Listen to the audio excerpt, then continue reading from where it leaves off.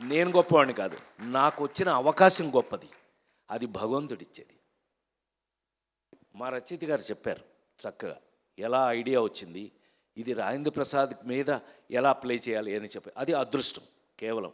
మీరు నాకు అవకాశం ఇవ్వటం, మ్యాగీ ఇరగదీసేసి దాన్ని డైరెక్ట్ చేసేయటం అన్నీ ఓకే.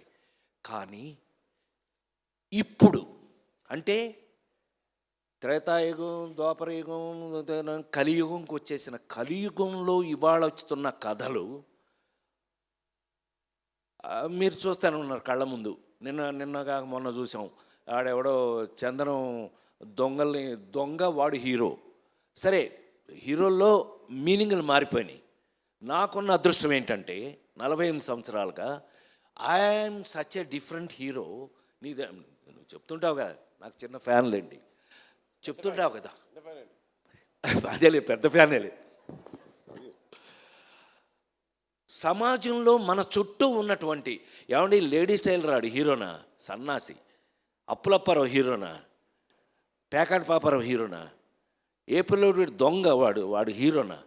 కానీ సమాజంలో మన చుట్టూ మనతో పాటు మన పక్కనే ఉన్న క్యారెక్టర్స్ని తీసుకుని హీరోగా నటించి ఇంతకాలం మీ ముందున్న నేను ఈ రోజున హరికథ నేను ఎప్పుడైనా నమ్మకం ఉంటే మీరు నమ్ముతారు, నాతో చూస్తారు.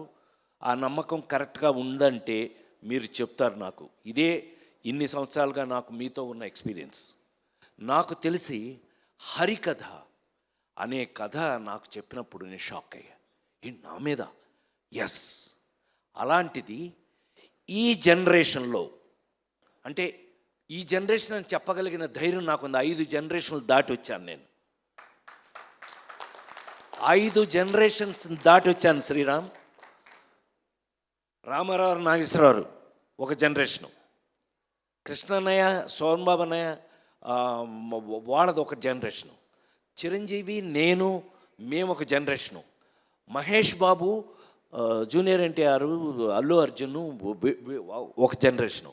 ఇప్పుడు కొత్త కుర్రాళ్ళు, మనకు పేర్లు కూడా తెలియదు, పక్కన యాక్ట్ చేస్తున్నాడు, పేర్లు కూడా జోక్ అది చేసేస్తున్నారు. చిన్న కుర్రాళ్ళు, యంగ్స్టర్స్ అంటున్నాడు, అబ్బాబాయ్ అంటున్నా. వాళ్ళని చూసి అయినా 5 జనరేషన్లు దాటి వచ్చిన వ్యక్తిగా నా అదృష్టం లేదు. యాక్టర్గా నేను పనికొస్తానని నాకు మా వాళ్ళు రాస్తున్న క్యారెక్టరైజేషన్స్ కానీ ఏదైనా కానీ వీళ్ళతో పాటు కలిసి యాక్ట్ చేస్తుంటే ఇంకా ఫ్రెష్గా ఉండటం గొప్ప విషయం. అయితే అతి ఆశ్చర్యమైన విషయం ఏంటంటే హరికథ సినిమాలో ఎప్పుడో ఎన్టీ రామారావు గారు, నాగేశ్వరరావు గారు వాళ్ళు యాక్ట్ చేసిన కథ తీసుకొచ్చి ఇవాళ రాజేంద్ర ప్రసాద్ అనే నాకు తీసుకొచ్చి తగిలించడం, ఇది నాడే జోక్. నేను ఆశ్చర్యపోయా. నా అదృష్టం ఏంటంటే